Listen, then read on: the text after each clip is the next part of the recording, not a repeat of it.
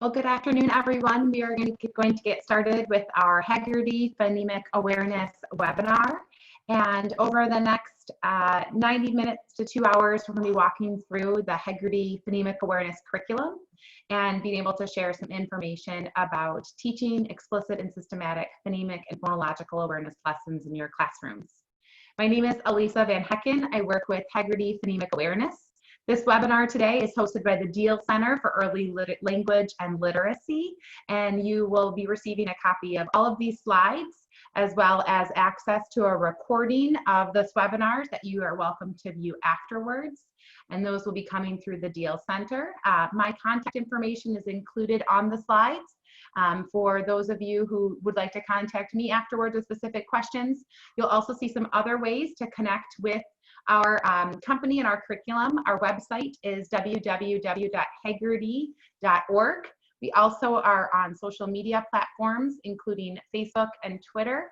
We have a YouTube channel as well with some videos. It's called Haggerty Phonemic Awareness, and all that information is going to be in the slides as well, but if you're interested in learning a little bit more about it. If you have never seen a Haggerty Phonemic Awareness lesson or do not have the curriculum in front of you today or haven't had a chance to look at it, you can go to our website, www.haggerty.org, and under the tab that says resources near the top, you can find lesson plans. We have lesson plans for each level of our curricula. So while you're viewing this webinar today and listening along, if it would be helpful to also have a screen open with an example or one of the sample lesson plans, that might help shape your framework and understanding around the context and the setup of what the phonemic awareness lessons look like. Dr. Michael Haggerty is the original author of the curriculum, and that's really where Haggerty Phonemic Awareness began. Dr. Haggerty was a first grade teacher for over 30 years, and he found phonemic awareness to be a missing piece in his literacy instruction. And so he started to write phonemic awareness lessons, just like what you see in our primary book, in order to fill in that missing piece. And so the primary curriculum, which is our yellow book, was the first curricula to be published. It was published in 2001. Then our kindergarten curricula was published. We have a preschool curricula as well, and I'll walk through what all of those look like. But even though the curricula has been updated and revised since Michael passed away, what we have found is that his work has truly stood the test of time. That he was talking about phoneme manipulation before everyone was talking about it around the science of reading, and it is just always an honor to continue Michael's work and his legacy. I had the opportunity to work closely with Michael prior to his passing. He was the assistant superintendent in the school district where I taught first grade. So he came into my classroom, taught me to use the curriculum with my learners. I became a reading specialist in that district and worked with him as the reading specialist coordinator prior to his retirement. And I've been providing professional development around the curriculum over the last 8 years. So thank you for helping to honor Michael's work and his legacy. Here's a little bit of an overview of what our curriculum includes. So we have curricula available in both English as well as Spanish. Our English curricula are in the top row that you see. We have a preschool book, which is purple. We have a kindergarten book that is blue and a primary book that is yellow. We call the yellow book our primary book. It can be used in first grade classrooms as part of Tier 1 phonemic and phonological awareness instruction. Can also be used in second grade, and I'll tell you how that can be used in those types of classrooms. And at this time, we recommend our primary curricula for intervention for students in second grade and above.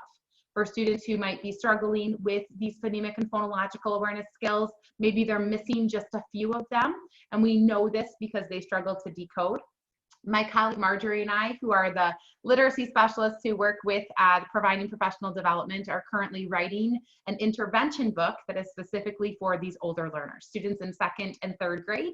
Right now, our primary curricula can be used for those learners, but we are creating a kind of faster cycle around the primary skills for our older learners that can specifically be for intervention. But as I talk about each of these levels of the curricula today, I'll be sharing with what that can look like, how you can use that current primary curricula in order to meet the needs of not just your first graders, but your second and third graders as well.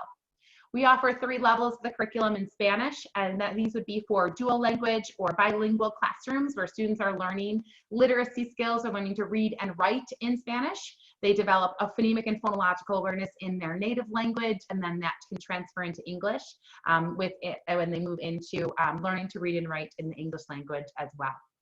Information about ordering the curricula is available on our website. There's a store button where you can see more information about them. Each of the curricula, each manual costs $79.99, and that's the only material you really need in order to teach the lessons to your learners. So just that, because phonemic awareness is oral and auditory, it is just this teacher manual that would be part of the curriculum materials needed to teach a lesson.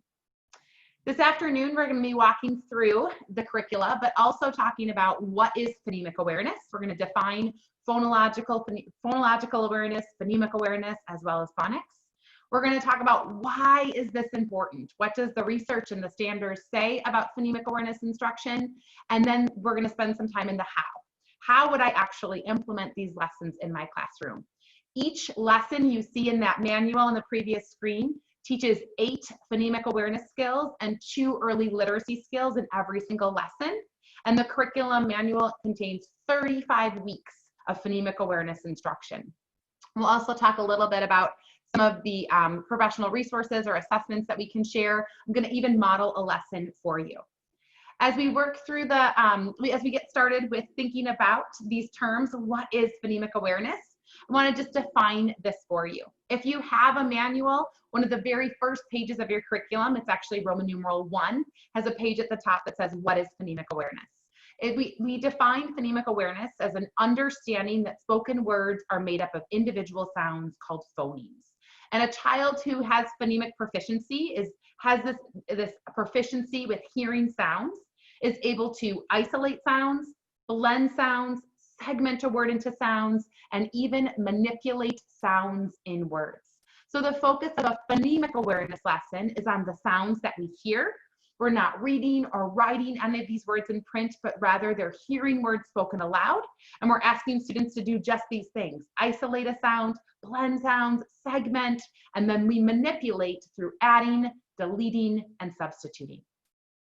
Now, phonemic awareness was identified by the National Reading Panel as one of the 5 components of effective reading instruction. Phonemic awareness was one of those 5, and sometimes phonemic awareness is confused with the term phonics.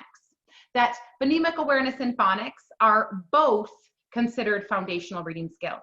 In the National Reading Panel's report, phonemic awareness along with phonics were 2 of the 5 components of effective literacy instruction. They both help to develop decoding skills in our learners, but phonemic awareness instruction does not replace phonics. And what this table shows you is the difference between these 2 foundational skills. According to researcher Wiley Blevins in his book Phonics from A to Z, phonemic awareness training provides the foundation on which phonics instruction is built. Children need solid phonemic awareness training for phonics instruction to be effective. The curricula that we use to teach these phonemic awareness skills can come right alongside what we have in place for phonics, for our whole group literacy instruction, as a way to explicitly and systematically just teach about the sounds. And as we think about how these 2 skills look different, it's important to just identify what's different about them. In phonemic awareness, the focus of our instruction is on the sounds or the phonemes that we hear in words. In phonics, the focus of our instruction is on the grapheme or the letter and its corresponding sound. So an example would be this. If I said to you, my word is book, what sound do you hear at the beginning? And that your student said, B. That is phonemic awareness. As soon as I say, everybody write the letter that makes that sound, and they write the letter B, it becomes phonics. When we're working with graphemes, letters, words, and print, it's a phonics activity rather than a phonemic awareness activity. Phonemic awareness is oral and auditory. We work with spoken language. In the lessons, all of the words you see within a lesson plan are spoken aloud by the teacher, and the students are responding out loud as well. So the lessons are oral as well as auditory. We work with not just phoneme isolation and blending and segmenting, but as I mentioned, we manipulate sounds in words. We add sounds, we delete, we substitute sounds to make new words. Now, in phonics, we see this transfer from all of these sounds from phonemic awareness into print as we match those sounds to letters. So phonemic awareness works with written language and print, and it's both visual as well as auditory. Often in a phonics lesson, students would be building words, working with sounds and spelling patterns, phonological structure. This is where we start to show them a word family and say, we listen to my word family up. If I add k at the beginning, I get the word cup. We would be showing them the letters UP for up, adding that k, that letter C to be able to build that whole word cup. During phonemic awareness, that would all happen aloud. We would say to students, listen to my word family up, add k at the beginning, and the word is cup. That all happens in an oral and auditory lesson, and we bring it into phonics, we bring it into print during our phonics lessons. So what the Heggerty curriculum does is it provides systematic instruction in just the sounds. Like I said, it can come right alongside what you're already using in your classroom to teach these phonics activities or to work with a larger reading curriculum where you might be working with multiple activities in a day. And the Heggerty lessons just provide this explicit instruction in phonemic awareness. Now, another term that's important to define besides phonemic awareness and phonics is the term phonological awareness. Phonological awareness is a term we often hear and see when we read things like standards around for reading for kindergarten and first grade or even for preschoolers. We often hear it in the research about phonological awareness. Phonological, that term stands for big units of language. A phoneme, as I mentioned, is the smallest unit of sound. So phonological awareness is a broad scale that includes identifying and manipulating units of oral language. We might be identifying and manipulating words, two words into a compound word, or syllables, being able to say elbow, elbow, or onset rhyme, back, back. When we start to hear individual phonemes or sounds, it changes from phonological to phonemic awareness. Phonemic awareness is actually a subset of phonological awareness that focuses specifically on recognizing and manipulating phonemes. We often see phonological awareness as this umbrella term that phonemic awareness falls underneath.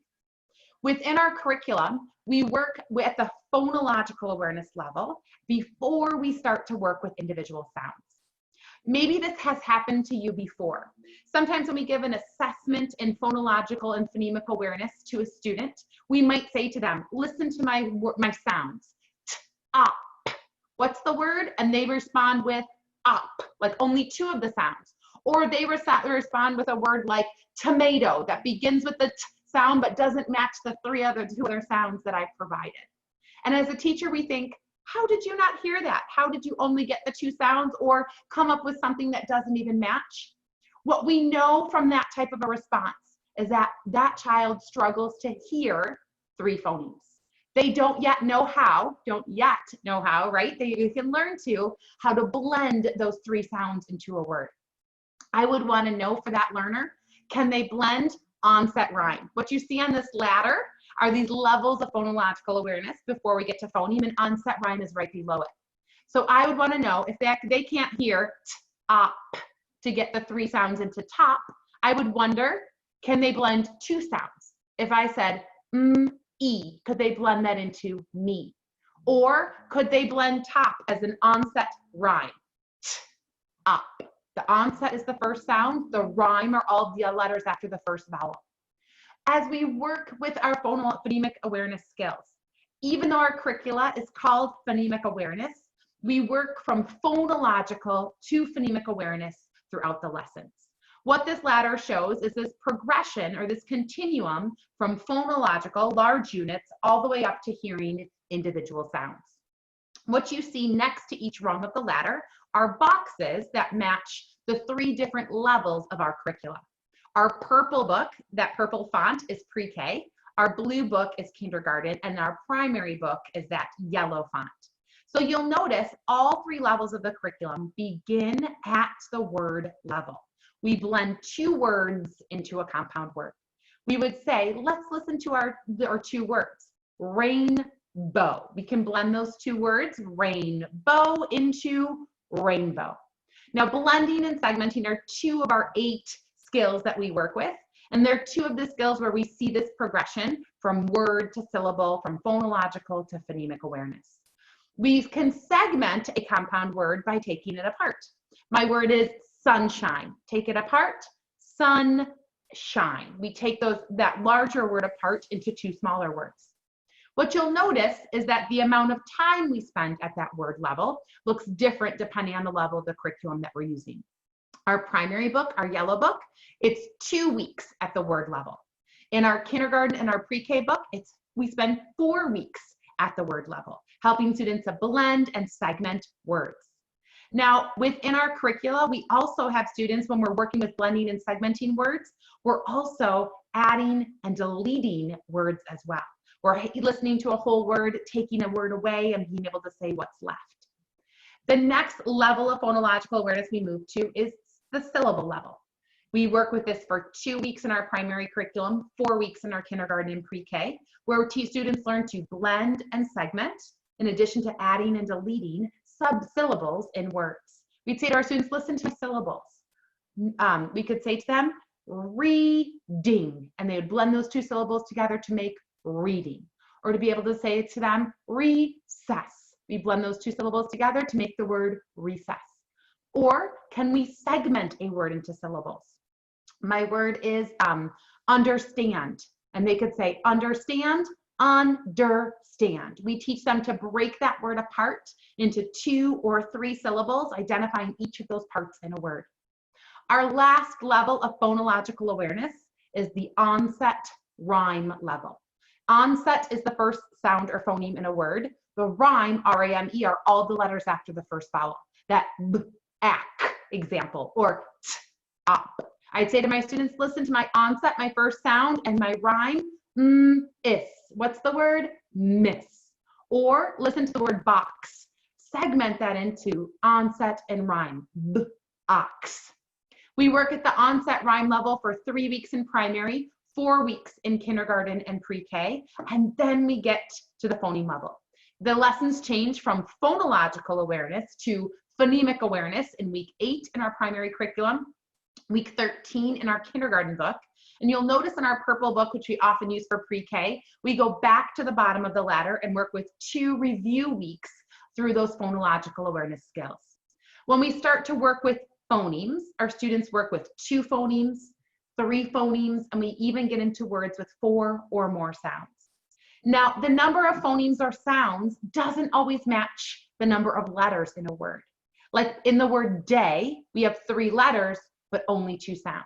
I would say to my students, listen, d, a, and they'd blend those 2 sounds together to make the word day. Or we could say to them, listen to my phonemes, b, ig. What's the word? Big. We can blend those 3 sounds to make that whole word. In our kindergarten and our primary curricula, we move into words that have more than 3 sounds, words that have 4, 5, or even 6 sounds in them. Those words may have consonant blends, like L blends, R blends, and S blends, which maintain their own sounds, so they are separated apart. Listen to these 4 sounds. B, r, I, k. We'd hear 4 sounds to make the word brick. And so as we start to work with phonemes, students are listening for even more than just those short CVC words, but hearing these individual sounds, blending them into a whole word. When we segment at the phoneme level, same thing. We could say to them, listen to the word flag. Tell me the sounds you hear in flag. And they could say, o, a, g. We hear 4 individual sounds in the word flag. Now, as we get to phonemes, when we start to blend and segment phonemes, this is where we see this transfer into our reading and our writing. That they start to be able to identify the sounds in a word, like the word flag. We know there's 4 sounds. They wanted to write or spell the word flag. They could match a letter to each of those sounds and write that word.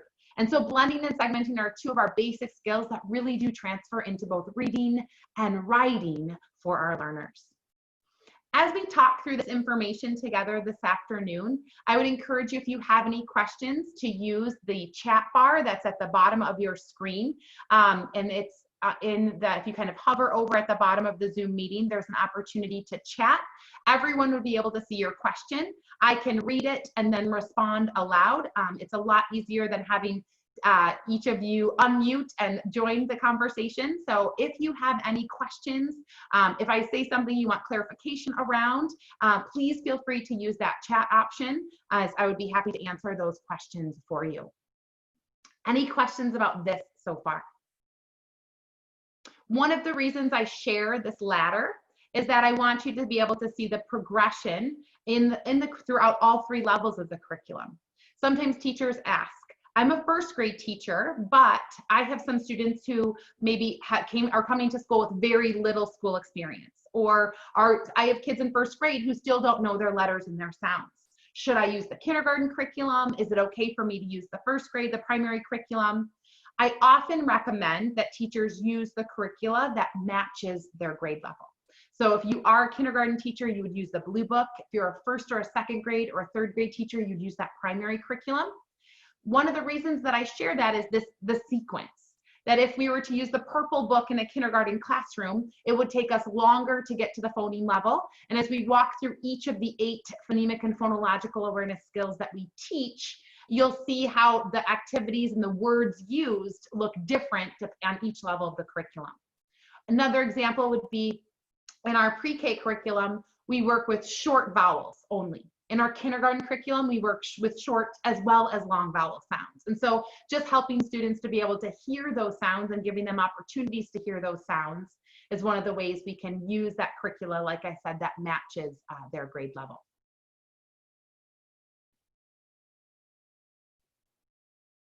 Now that we've established phonemic awareness, phonological awareness, and phonics, defining those specific terms, I want to talk a little bit about why we should teach phonemic awareness.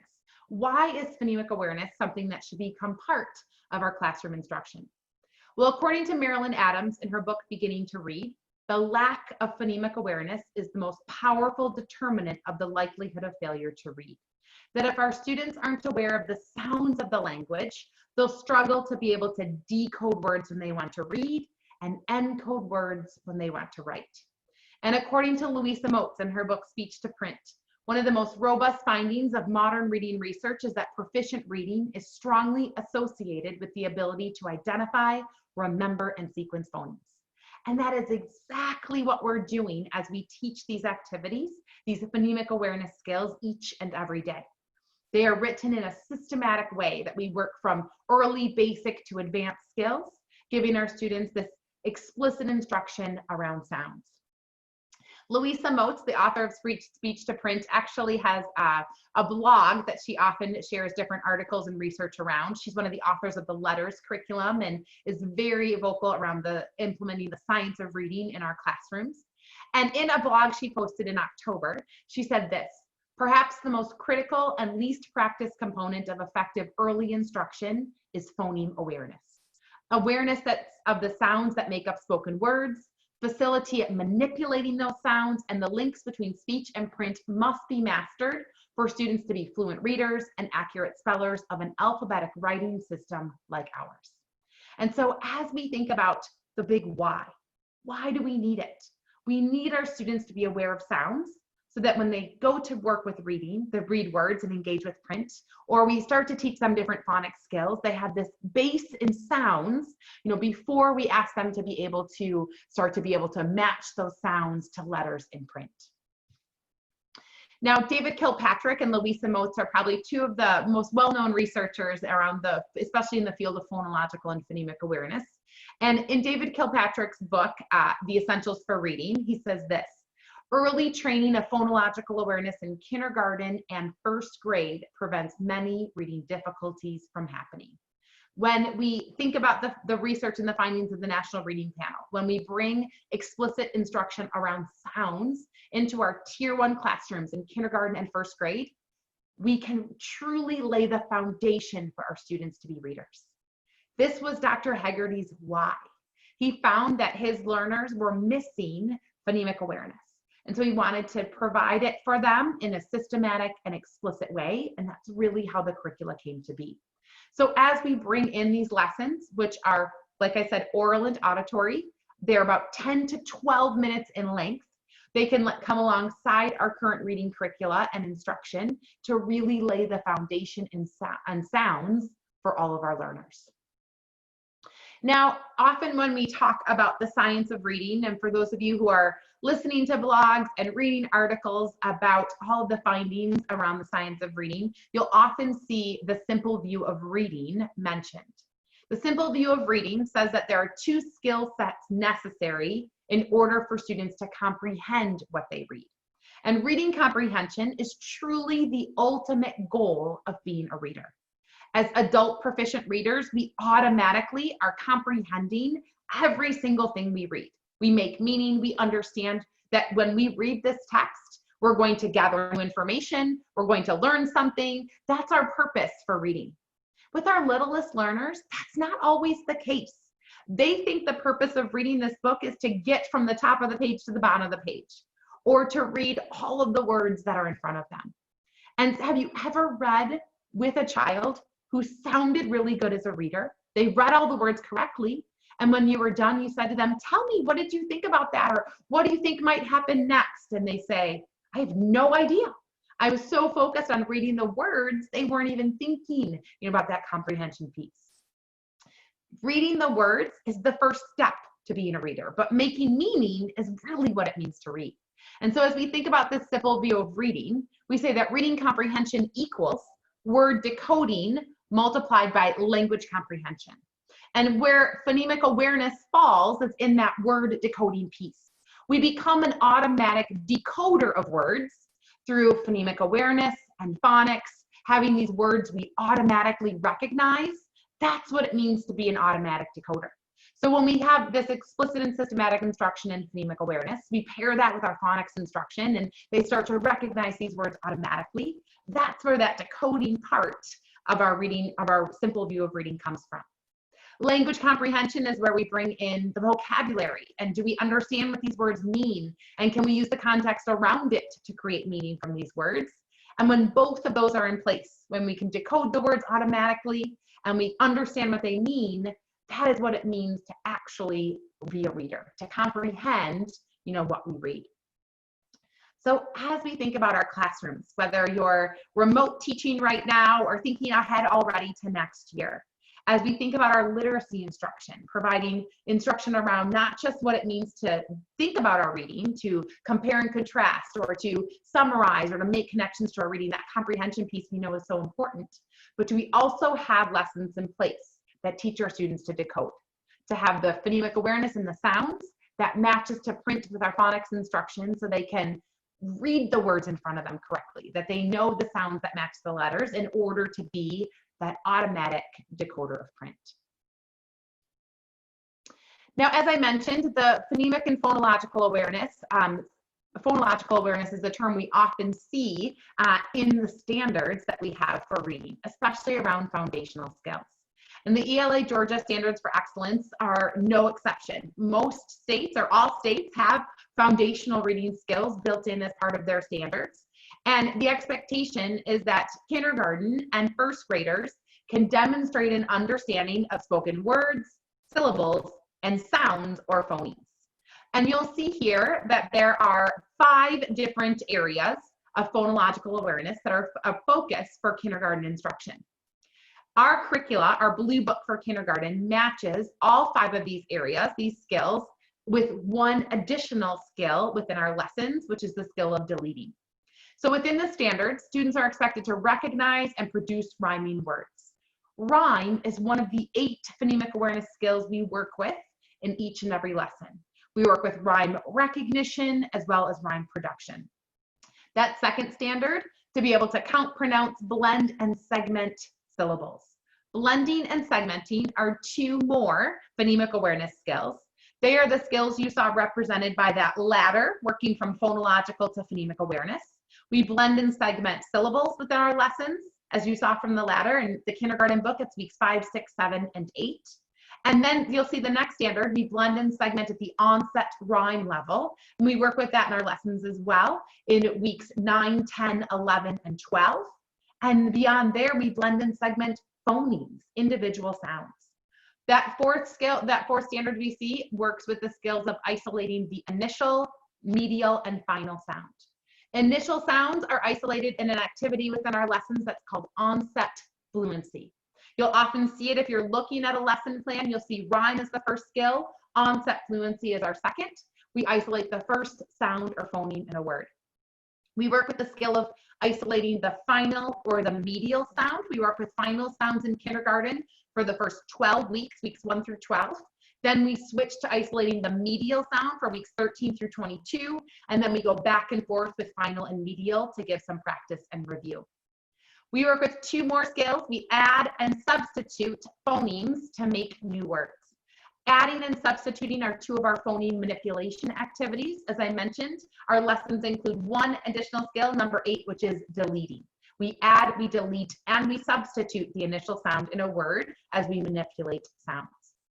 So as you implement the lessons in your classroom, you're meeting those expectations and standards for kindergarten around phonological awareness in each and every lesson, each and every day that you teach it. Now, there are standards for first grade as well, reading foundational skill standards for first grade. You'll notice immediately there are fewer standards. We still teach those same 8 phonemic awareness skills in our primary curriculum, but we work with additional skills that you may not see on the standards. So in the standards, you'll see we talk about distinguishing long from short vowel sounds, as well as isolating the initial, medial, and final sound in a word. We work with phoneme isolation for initial sounds with onset fluency, that activity I mentioned earlier where the focus is on the first sound. We isolate the final or the medial sound as well. In our primary curriculum, we work with final sounds for weeks 1 through 9. Then in week 10, we work with medial or vowel sounds. And when we are isolating that medial or our vowel sound, we do distinguish it as a long or short sound. We ask students to identify, is that the long sound or the short sound that we hear? You'll notice B and D are the skills of blending and segmenting. Now, it talks in this standard, different than kindergarten, we talk for first grade about blending and segmenting sounds or phonemes. So we are including consonant blends, which means we get beyond words like cat and run and dig, 3-sound words, and we get into those words that have 4 sounds or 5 sounds. When we think about a word like brush, b, r, sh, 4 individual sounds in that word. Now, what you'll notice is that we work with blending, segmenting, onset fluency, and isolating final and medial sounds according to the standards in first grade. But our lessons for the primary book include 4 additional skills or tasks that include rhyme, adding, deleting, and substituting. So even though they're not part of the standards or lay that foundation with more advanced skills like phoneme manipulation as we add, delete, and substitute in our primary curriculum as well. Any questions about any of that so far? Feel free to use the chat button if you have any.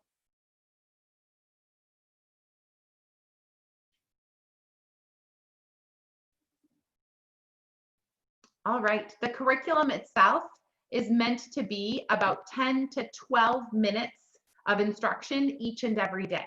We often say 15 minutes at the most. The lessons are oral and auditory, so it's back and forth. Teacher says something aloud, students respond out loud as well. We work with 9 to 10 skills, depending on the level of the curriculum that you're using. And again, the words and the letters are not shown in print.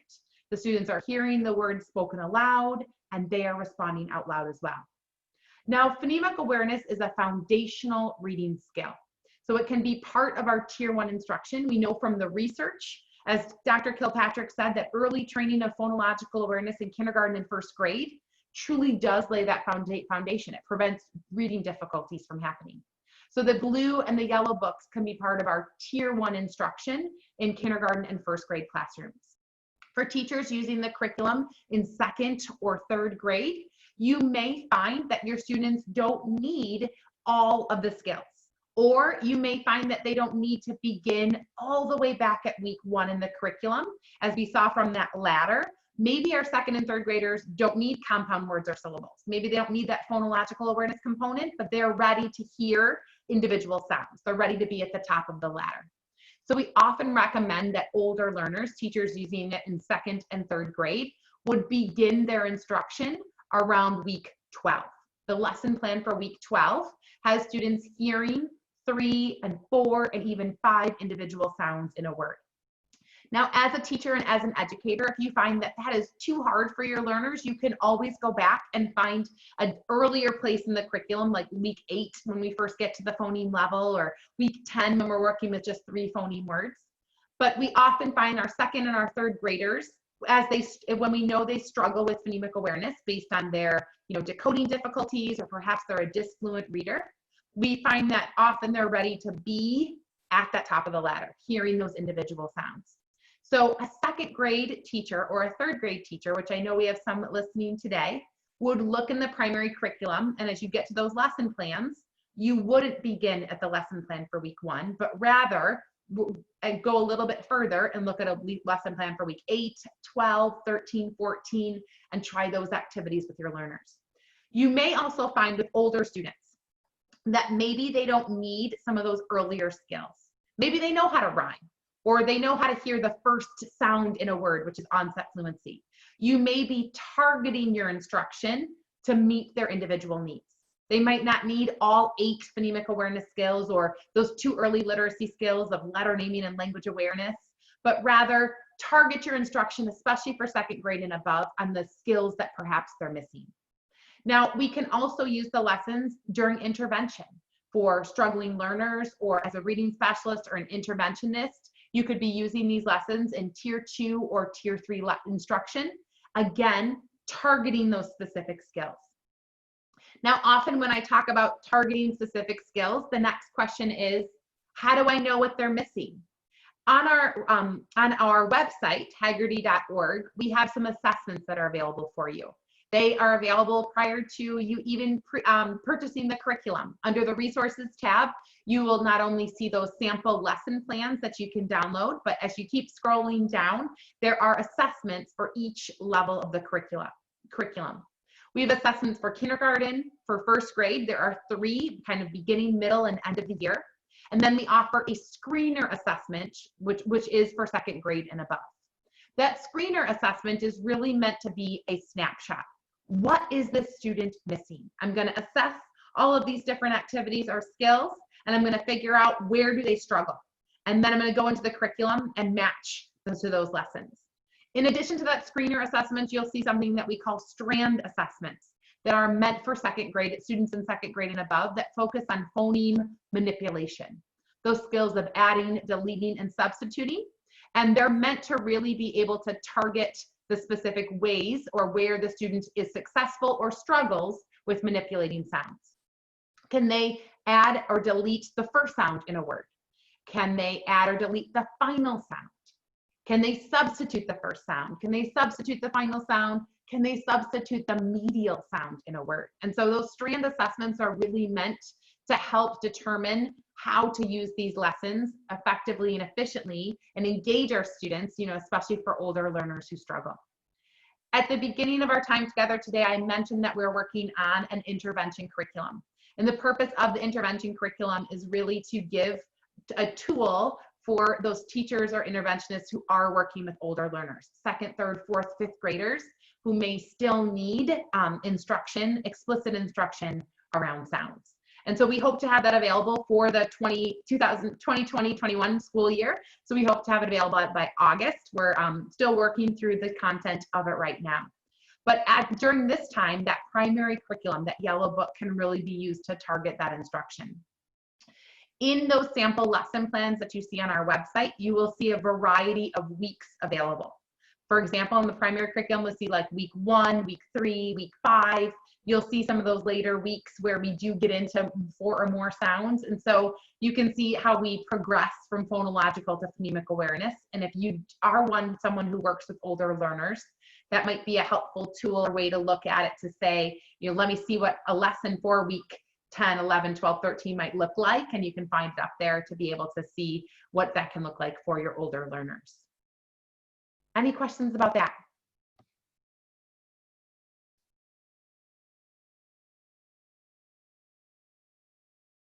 All right. A phonemic awareness lesson has 10 components altogether. We teach 8 phonemic awareness skills in addition to 2 early literacy skills. So our 8 phonemic awareness skills are in a specific order. They're in an order from easiest to most difficult. We often think about rhyming and onset fluency, that first sound fluency activity, as early phonological awareness skills. Rhyming, rhyme production, rhyme recognition, and as well as isolating the first sound, those first 2 skills are considered earlier, easier skills for our students to work with. So we start our lessons with those. Our third skill is the basic phonemic awareness skill of blending. You saw that skill represented by the ladder, where we blend words, syllables, onset rhyme, and then individual sounds. The fourth skill we work with is isolating the final or the medial sound. We work with final sounds first, as I mentioned. In kindergarten, it's for the first 12 weeks, we're focusing on final sounds. In the primary curriculum, it's the first 9 weeks. Then we start to work with medial or vowel sounds. In our kindergarten curriculum, we work with short and long vowel sounds, isolating those. In our primary curriculum, we work with short sounds, long sounds, even advanced vowel sounds, R-controlled vowels, vowel sounds like oi and ah and The fifth skill we work with is also a basic phonemic awareness skill of segmentation or segmenting. It mirrors blending. Blending is phonological synthesis. It's putting something together. Segmenting is an example of phonological analysis, taking something apart. So we can segment a word, a compound word, into 2 smaller words. We can segment a word into syllables, into onset rhyme, and even into individual sounds. These final 3 skills, adding, deleting, and substituting, are considered phoneme manipulation activities. We change a sound to make a new word. We add, we delete, and we substitute. You'll notice that substitution has a little asterisk next to it. In our pre-K book, our purple book, we wait to introduce substituting until week 19, but it's part of our kindergarten and our primary book from the very beginning. Deletion and substitution are considered advanced phonemic awareness skills. According to the research of Dr. David Kilpatrick, advanced phonemic awareness skills are necessary in order for our students to be able to map sounds to print. He talks about orthographic mapping, being able to recognize words automatically, to be able to have the sight vocabulary where they can efficiently and quickly recall words for automatic word recognition, and being able to delete and substitute are 2 prerequisite skills that our students need in order to be able to map those sounds. Now, in addition to those 8 oral and auditory phonemic awareness skills, we also incorporate 2 early literacy skills. One is letter naming. The purpose of letter naming is to build alphabet knowledge. Letter naming, this is the only time in the lesson where we would put print in front of our students. It's not considered to be a phonemic awareness skill, but rather we know letter sound knowledge is the first step to our students being readers. The materials you can use for letter naming can be any set of flashcards that you have in your classroom. Maybe it matches your reading series or your phonics curricula. On our website, we have some alphabet cards available for purchase, where teachers would be able to show the letter is I, the sound is if, and that keyword could be igloo. On the cards that we offer, we have cards for the regular A as well as the fancy A, and then we have cards for the multiple sounds that some of our letters make. That A can make 2 sounds, short sound A, long sound A, like an acorn. Or that we have a card for the soft and hard sounds for C and G as well. And so during that letter naming time, we're introducing those 26 letters of the alphabet along with their sounds. In pre-K and kindergarten, we start with those short vowel sounds that our vowels can say ah, I, and We start with those hard sounds for C and G, like k and g. And as the students start to become proficient or master those, we start to talk about those multiple sounds that letters can make, that our vowels can say their own name, that they have long sounds, or that C and G can make another sound. Letter naming has been brought in not because it is a phonemic awareness skill, but rather because we know a solid foundation in alphabet knowledge is truly the first step to reading. Language awareness is our other early literacy skill that's brought into our lessons, and it really does look different depending on the level of the curriculum that you're using. In our purple pre-K book, our students are working with nursery rhymes, learning a nursery rhyme, singing and saying that nursery rhyme, and they learn a new rhyme each week for 4 weeks, and the 5th week is a review of those 4 previously learned rhymes. In our primary book, students are repeating sentences aloud and counting those words in a sentence. Language awareness is actually in our primary curriculum just for the first 8 weeks. After 8 weeks, we discontinue that skill and we work with 9 skills altogether instead of 10. Language awareness is part of our kindergarten and our pre-K curriculum for almost all 35 weeks. In pre-kindergarten, we end at week 33, but for pre-K, it goes all the way through 35 weeks of lessons. Now, as we think about what these lessons look like, a few ways that might be helpful to give you some context or a framework around these activities. As I mentioned, there are sample lessons available on our website. If you go under the resources tab, you'll see 2 different options. We've uploaded additional lessons under COVID-19 as a way to provide support for teachers using them for remote learning. You'll also see individual lesson plans under the sample lesson plan tab. There are 6 lesson plans there, and they are there as a variety of weeks to show the progression through the curriculum. While you're listening to this webinar, as I mentioned, if you want to have a lesson plan open, that might be helpful just so you can see what the lessons look like. They offer activities for all 5 days of the week, Monday, Tuesday, Wednesday, Thursday, and Friday for 35 weeks of the school year. A complete lesson in kindergarten and primary is 3 pages long. So if you're looking at a lesson in the kindergarten or the primary book, week 1's lesson plan is pages 1, 2, and 3 in order to be able to walk through all 10 components of the lessons. On the left-hand column, you'll see in bold the different skills that we just walked through. You'll see rhyme, onset fluency, blending, isolating final sounds, segmenting. You'll see those listed there. Below that bold font, there are directions for you as the teacher. This is how we explain what we're going to be doing in this activity today. And you'll often see some examples, EX, T for teacher, S for student, so that you would know this is what it sounds like for me, this is how my students should be responding. Below some of the skills, and one you might see if you're on the first page of a lesson, is under blending, we have a hand motion. The hand motion we have for blending is written in for you. In addition to that written in direction, I'm going to be showing you today what those hand motions look like. We also have a hand motion video available on our website on Hagerty.org. It's also available on our YouTube channel, which is Hagerty Phonemic Awareness. We have 1 playlist with the hand motion videos. We have a 2nd playlist on our YouTube channel that has lesson demonstrations. It's called COVID-19 playlist, again, to help with remote learning. In addition to those lesson demonstrations, we also have a parent video explaining to parents what phonemic awareness is, and my colleague Marjorie actually provided 2 full weeks of lessons that when students were engaged in remote learning, they could actually sit in front of the computer and hear her say the lesson out loud, and they would be able to respond at home. Again, you'll notice those lessons are Monday through Friday. They're meant to be taught each day of the week. If you have a week where you have only 3 or 4 days of school, that's okay. You would just skip 1 day of instruction, and each time you begin a new week of school, you would have the opportunity to begin a new week of phonemic awareness. It's okay if you don't get through all 5 days within that week. You don't have to necessarily make it up, but you'd be able to move on to the next week. As you saw from that ladder of phonological to phonemic awareness, we often spend more than 1 week within a skill. So giving students, more than 1 week to practice with these different activities.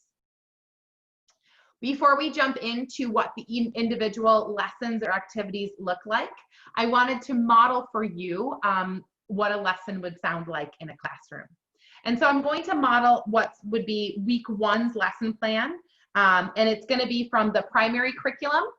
Again, week 1 starts at the word level for all 3 levels of the curriculum, so that you would be working with the compound words, whether you're a kindergarten or a 1st grade teacher.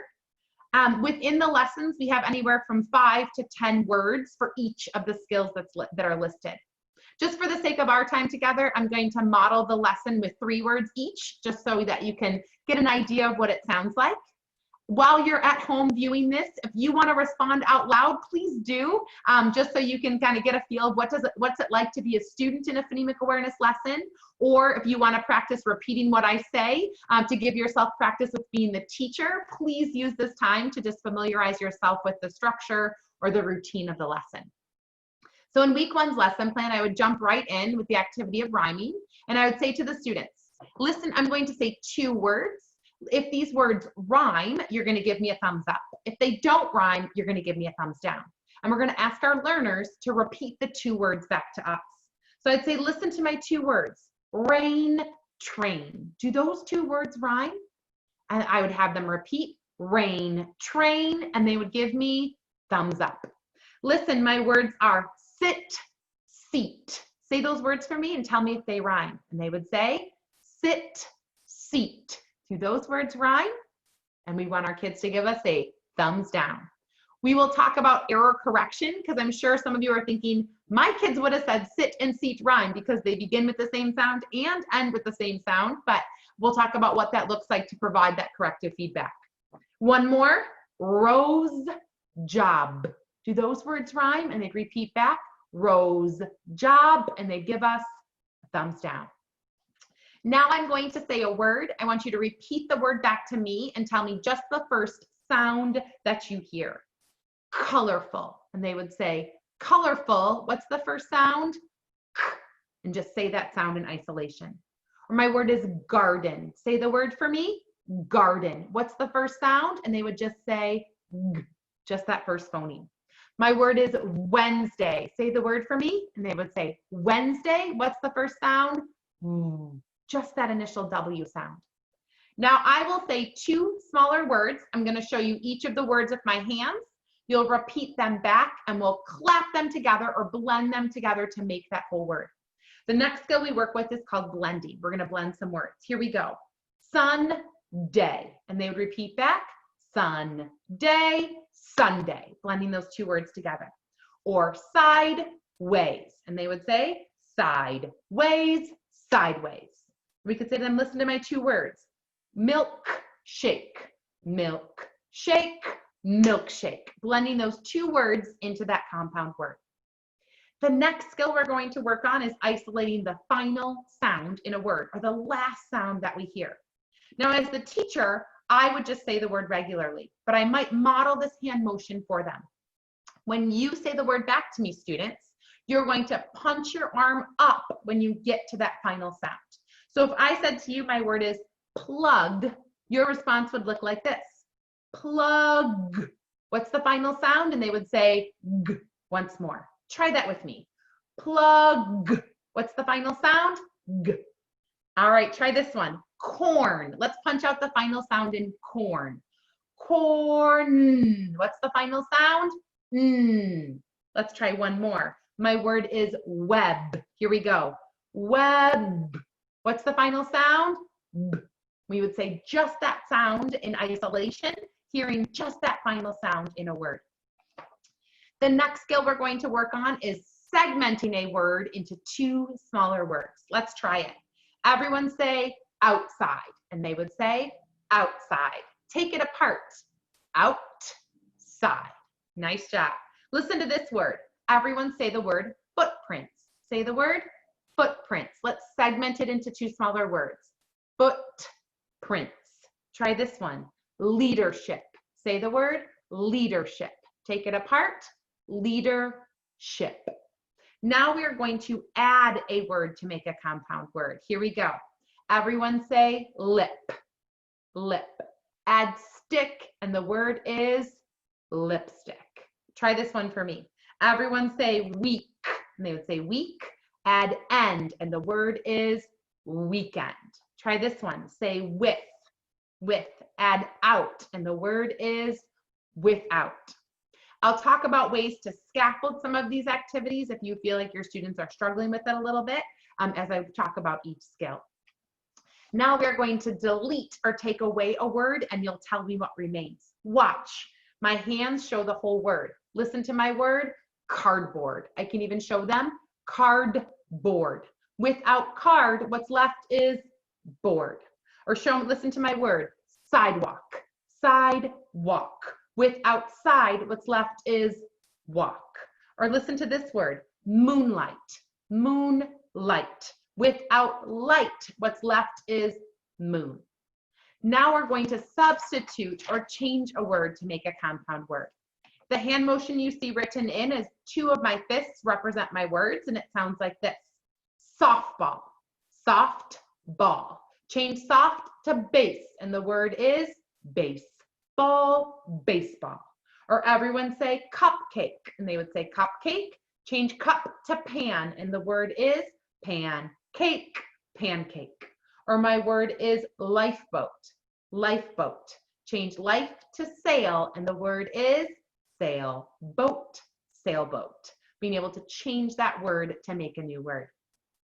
The 2 additional early literacy skills you'll see in the lesson include letter naming along with language awareness. In letter naming, you would use a set of flashcards to say the letter is, the sound is. So you'd say to your students, the letter is A, the sound is A. Or to be able to say to them, the letter is B, the sound is B. So you'd show them a letter card, letter name, and sound that it makes. You would work through all 26 letters of the alphabet, helping them to be able to know letter name along with its sound. Now in language awareness at the beginning of the primary curriculum, the students are repeating a sentence aloud. Listen, is today your birthday? We'd be asking that question, they'd repeat it back. Is today your birthday? Let's count the words in that sentence. Is today your birthday? Birthday is a compound word. It's one whole word altogether, so helping them count the words in a sentence. Try this one. The flashlight is on. The flashlight is on. How many words are in that sentence? Let's count them. The flashlight is on. 4 words in that sentence. As we work through language awareness in our primary curriculum, weeks 1 through 6, are what that sounds like, counting the words in the sentence. When we start to work with nursery rhymes with our kindergarten and our primary curriculum, that's where we replace those sentences with nursery rhymes instead, where students would be able to hear those rhymes, repeat, sing them, or say them. Each week is a new rhyme, and then the 5th week is a review of those 4 previously learned rhymes. Any questions about what you just saw in that lesson?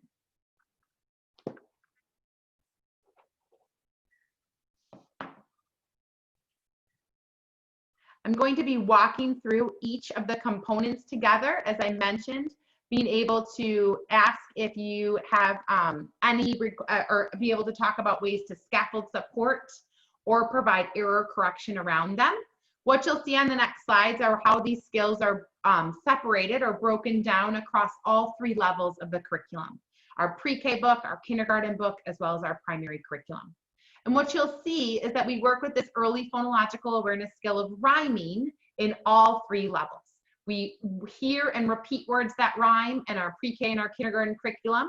We jump right into rhyme recognition like you heard in the primary curriculum when you saw in that lesson we just did. And then we get into rhyme production, generating a word that rhymes. That's really often a more complex skill. So you'll notice that rhyme recognition is a skill that you just saw in that modeled lesson, where I said 2 words, you repeated them back, and we indicate, yes, they rhyme, thumbs up, no, they don't, thumbs down. Now, even though rhyme is considered an early phonological awareness skill, we often find that our students really struggle to rhyme. And sometimes I think that that comes from that they're not exactly sure what they're listening for with rhyming words. Because sometimes we say rhyming words sound alike, or rhyming words sound the same. And so then if I said to them, listen to my 2 words, sit, seat, those have some things that are alike in them. They have the words that sound, they have sounds that are the same, s and t. And so kids might say sit and seat, those are rhyming words. But we would say, no, they don't rhyme because the middle sound is different. What can be helpful is to say to them, listen, s, it, s, eat. I break the word into onset, first sound, rhyme, R-I-M-E, or word family, helping them to hear it and eat. They're close, but they're not the same. So thumbs down. These words do not rhyme. I could do the same thing if I was saying to students, listen to my two words, head, bed. Do those words rhyme? And if everyone repeats them, hears themselves say them, says it themselves, head, bed, thumbs up, yes, those are rhyming words. We can add in one extra step and say, why? Why do they rhyme? Show me. And we'd want our students to be able to say, ed, b, ed. They both have ed in them. That's what makes these words rhyme. As you work with your learners, giving them that one extra step. It's actually not written in the curriculum manual, but I find it to be a really important or helpful extra step to add in, because then you're really helping them to identify what makes these words rhyme. If words don't rhyme, this is going to sound different. If they do rhyme, the sounds on this hand are going to sound the same. If I said to them, listen, Rome, dome. Do those words rhyme? Let's try it. Om, d, om. They both have om, so yes, thumbs up, those are rhyming words. Now, as we work with rhyme recognition, we have this thumbs up, thumbs down, which sometimes is a 50-50 chance if we get it right? Some of our kids are really good guessers. They're just like, I don't know. And we're not exactly sure if they know what rhyming words are. That's why bringing in that extra step can be really helpful. We also work with rhyme recognition, as you can see in that third row. Rhyme recognition is a series of words or an activity of which word rhymes with. So with a series of words, we would say to them, listen to my three words. Tell me the word that doesn't rhyme. Two words rhyme, one does not. Listen. If I said to them, leg, feed, seed. Tell me the two words that rhyme. Feed, seed. Which one doesn't belong? Leg. Often when I've used this activity with a group of students is they want to just repeat all three words back at me. And so sometimes we say like leg, feed, seed. Tell me the two that rhyme. They're like leg, feed, seed. We want them to really be able to listen for what are the two that sound the same. We wouldn't want to write these words out for our learners, but rather we could use something like felt squares or colored tiles to match words or sounds. So for this one, for leg, feed, seed, it would sound like this. Leg, feed, seed. Leg looks different. It sounds different. This gives a lot of visual support for a student who might struggle. Leg, feed, seed. Feed and seed, those both have "ed" in them. Leg has egg. We're going to take it away. Now you could bring this in with a lot of scaffolded support by bringing in that visual of looking different. You could also use them as just three of all the same color to say, listen to my two words. Pen, ten, miss. Pen, ten, miss. Which words rhyme? Let's listen. N, this has N in it. What about 10? 10 has N in it too. What about miss? Is. Is is a different sound. Miss is going to go away. Pen, 10, those are my rhyming words. So we can bring in something visual. For some of our learners, oral and auditory isn't enough. They need a visual component to anchor words or sounds to. And using something like felt, which is a really easy and inexpensive way to bring in a visual, or colored cardstock or tiles, or even things like bingo chips or counters to represent sounds or words, those can be brought in. We just wouldn't put the words or the actual letters or words in front of them. One of the activities you'll see in the kindergarten column under is which word rhymes with. We have it in our primary book as well, but in our kindergarten book, we work with it a little bit more, where we would say to our students, which word rhymes with pay, say, or sun? Which word rhymes with pay? So we could say to our students, let's listen. A. Whatever word rhymes with pay has to have A in it. So which one sounds like it? Say or sun. A, pay, say, or un. Un is a different sound. Pay, say, those are our two rhyming words. So helping them to be able to identify what makes these words rhyme? Because I think for some students, rhyming is just a big guess. Like maybe they rhyme, maybe they don't. But when we really ask them to identify what's the same, just by bringing in that extra little bit of language, that can help shape their understanding about what rhyming words are. Rhyme production, or generating words that rhyme, is actually a much more difficult skill than just hearing or recognizing that words sound the same. When we get into rhyme production or generating words that rhyme, our students have to actually come up with the word that sounds like a word I say. One of the ways we introduce this in kind of a fun Dr. Seuss type way is that we start to work with producing a rhyming word with a nonsense word. We might give a category, like I'm thinking of some colors, so I'm going to be really silly, and I'm going to say a nonsense word for a color, and you're going to tell me the real color, what word would rhyme with it. So if I said I'm thinking of the color Zello, the students would say, not Zello, yellow. Zello, yellow, those are rhyming words. Or I'm thinking of the color purple, and the students would say, not purple, purple, being able to identify that word, that rhymes. As we get into rhyme production with a real word or a word family, our students are starting to be able to add a sound to a word family to make a rhyming word, or actually substitute the initial sound to make a rhyming word. Rhyme production requires advanced phonemic awareness. It requires students to be able to add and substitute a phoneme or a sound to make that new word. Like this. If I was sitting in the same room as you and I said to you, who can tell me a word that rhymes with eat? What you automatically just did when you came up with that word, whatever you said, you added a sound to the beginning of eat. Maybe you said heat or feet or sheet or beat or seat, or maybe you came up with a word like leet or zeet, like a nonsense word, but you added a phoneme and automatically made that word. That's a phoneme manipulation activity, adding an initial sound. So when we start to work with these smaller word parts like a word family, our students have to add a sound to produce, that rhyming word. Or if I said to you, who can tell me a word that rhymes with did? You might immediately think kid, hid, bid, to be able to say even words like rid, or nonsense words like zid and bid. Tell me these words that rhyme with did. What you did automatically was change the first sound, put something else back on, and made a whole new word. Substituting the first sound in a word is actually a really advanced phonemic awareness skill. So in order to be able to produce that rhyming word, we need to know how to substitute initial sounds.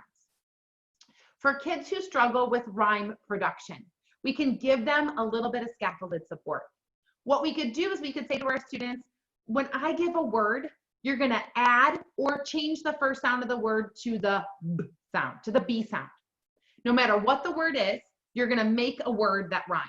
So if I said, listen, my word is, if I listen to at, who can tell me a word that rhymes with at? If they add B to at, they're going to get bat. Or if I said, tell me a word that rhymes with where, if they change B to B, the word is bear. Where, bear, those are rhyming words. So as we work with this skill, if you have kids who are, when it comes to producing a word that rhymes, sometimes they go to what words they know go together, like categories. Like you might say to a learner, who can tell me a word that rhymes with dog? And instead of saying fog, hog, bog, they would say cat, like something that often is categorized with it. Or tell me a word that rhymes with tall, they say short, an opposite. And so when we get into rhyming, we really want them to understand it's about the sounds. It's about changing just that first sound to make a new word.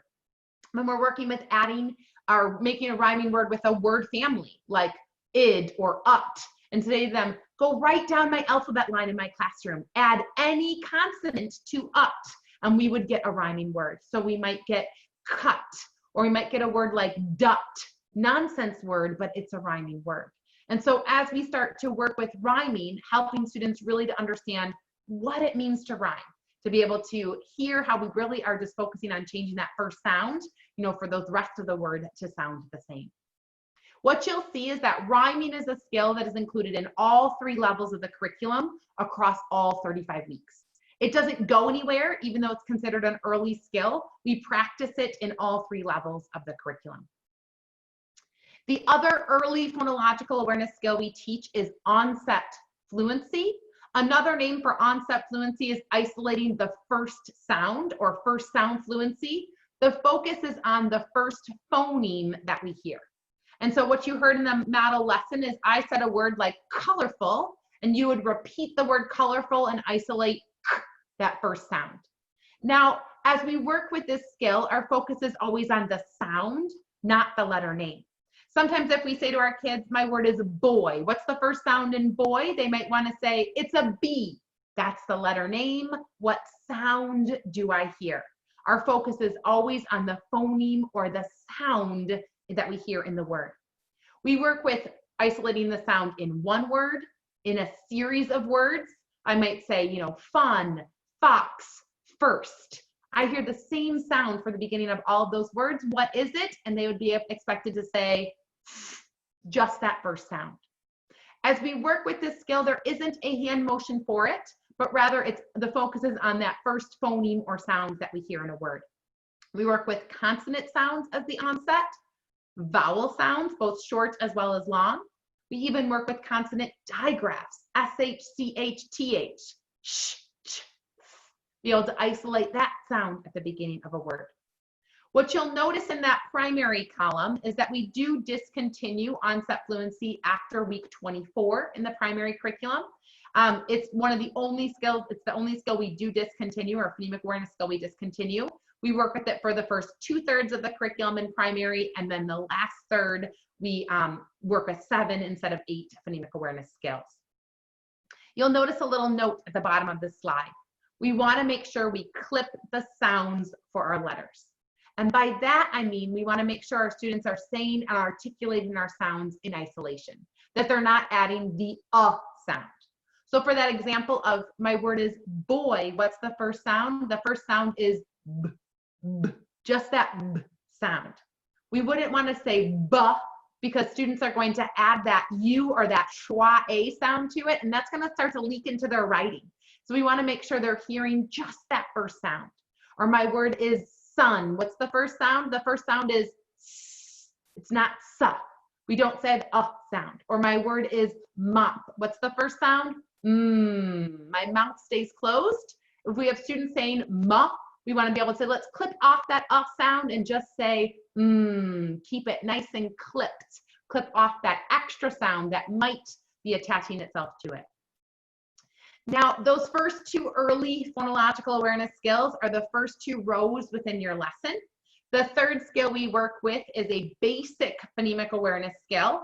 And you'll notice on this chart, you'll see that we do progress from phonological to phonemic awareness. Blending, as I mentioned earlier, is considered phonological synthesis, parts to whole. So as the teacher, we provide the parts and the students blend those parts together to make a whole word. This is where, as I mentioned, we see that progression from phonological to phonemic awareness, working in 2 or 4 week increments from words to syllables to onset rhyme to sounds. We do have a hand motion for each of these. We blend 2 smaller words into a compound word like this, upstairs. Our students could repeat back, upstairs, upstairs. We say them fast or we blend them together. When we start to get into syllables in week 3 or 5, our hand motion changes. We chop our syllables with our hand, and as the teacher, we chop from our right to left so the students see that left to right progression.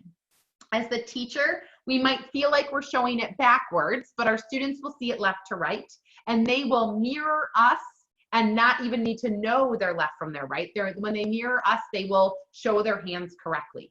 We would say the syllables in our word. Listen to these 2 syllables. Sister. They could say, listen, sister, sister. We go back to the beginning and blend it together. Try this one with me at home. If I said to you, flower, say those syllables for me. Flower, flower. We can put those 2 syllables together. In our kindergarten and our primary curriculum, we do get to 3-syllable words where we would say to our students, understand. Say those syllables for me. Understand, understand. We blend those three syllables together. Now you'll notice a third row here that may be a new term for you, which is called body coda blending. We bring this in weeks 9 and 10 of our pre-K and kindergarten books, and it is often considered to be easier than onset rhyme because the larger part of the word comes first. We would say map, map. The M and the A go together as a unit or a chunk, and the P is in isolation. Or I could say like, like. I give that larger part of the word first, final sound is on its own, and we blend it together. We move from body coda blending to onset rhyme, which onset is the first sound, rhyme are all the letters after the first vowel, like b, ox, box. You can use one hand to chop or two, one chop for the onset, one chop for the rhyme, and we blend it together. You'll notice in week 7 of our primary curriculum, we work for 1 week with body coda blending with final consonant clusters, where we would say lift, lift. That larger unit is first. We're working with as kind of a little bit of a segue before we get into 4 individual sounds. It's in week 19 of our pre-K book, week 13 of our kindergarten book, and week 8 of our primary curriculum, where we blend at the phoneme level. It switches from phonological to phonemic awareness. We blend our sounds to make a word. We'd say to our students, listen to my sounds. G, O. And they could repeat G, O, go. Being able to blend those sounds together. Or to say to them, listen, A, lay. When we start to get into 3 phoneme words, we hear 3 individual sounds. V. They'd be able to say v, love, or d, ot, dot. When we start to work with 4 or 5 phonemes in weeks 11 and beyond, we can use one chop for each sound. Again, for the teacher, it's our right to left progression, blending those sounds together, saying, listen to my 4 sounds. K, clap, 4 individual sounds in that word. Now, our hand motion is one way we can bring in a visual support, but we know for some of our learners, just hearing the sounds is a little bit of a challenge for them. As I showed with working with some of our skills like rhyming, where we could use a visual to support to anchor those sounds for them, we could use something like Alconin boxes, where each of our counters represents a phoneme. As the teacher, you could model this. In a smaller group, you might give each of your students these little chips or counters to say, me. Or we could use something like felt squares or tiles, where my red is a vowel. You could have all of them be the same color if you prefer, but sometimes it's helpful to have red indicated as a vowel because we're going to be isolating that vowel sound as well. To say, listen, bus. Or to say, read. I hear 3 sounds. We can blend each of those sounds together, blend it into a word. Something that might be really helpful if you work with a group of learners who are more visual would be to use something like Unifix cubes. These are jumbo Unifix cubes. If you have smaller ones in your classroom in your math kits, to be able to say, listen to my 3 sounds. Here's my sounds. We can blend them together to make a word like peace. Peace. We blended those 3 sounds. Now we have a whole word. This gives students that visual anchor for the sounds. It shows them how those sounds can actually be put together, into that whole word. So bringing in a visual component like chips or counters, blocks, or even something like a felt square is a great way to bring in that visual piece. During our phonics instruction, we could match letters to these sounds. But during phonemic awareness, something that's just a visual would represent the sounds. During phonics, we can say, all right, we heard 3 sounds in mop. Can you write a letter that matches each of those sounds? And during your phonics instruction, you can give them magnetic tiles that have letters on them or have them actually build those. Showing that immediate transfer or connection is something you can bring into your phonics lessons. Any questions about those first 3 skills so far? We can use that chat that's in the bottom of your screen under more. if you're interested in adding a question.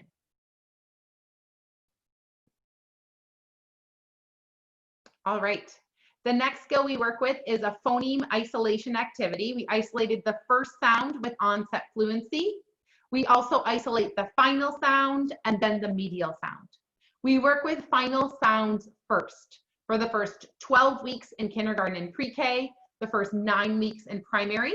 That hand motion that you'll see written in for working with one word for final sounds was punch it out, where we punch up for that final sound in a word. You will only see that hand motion written in when we are working with one word. If we're working with 2 words or a series of words like noise, toys, do those words have the same final sound, and our kids would isolate zzz at the end? We wouldn't have to punch it up for each, but if we're listening to just one word, like my word is give, give, what's the final sound? We can add in that one extra question. What's the final sound? Asking them to isolate it or say it in isolation once more, identifying just the final sound in the word. Now, when we work with medial or vowel sounds, we have a hand motion as well. So if you're looking at the lessons, you could find the lesson plan for week 13 in kindergarten or week 10 in primary, where we work with isolating the medial or the vowel sound in a word. Now, as I mentioned, we work with short sounds in pre-K. We work with short as well as long vowel sounds in kindergarten. And in the primary curriculum, we work with short sounds, long sounds, and even advanced vowel sounds like R-controlled vowels, oi, ah, and So we'd say to our students, listen to my word.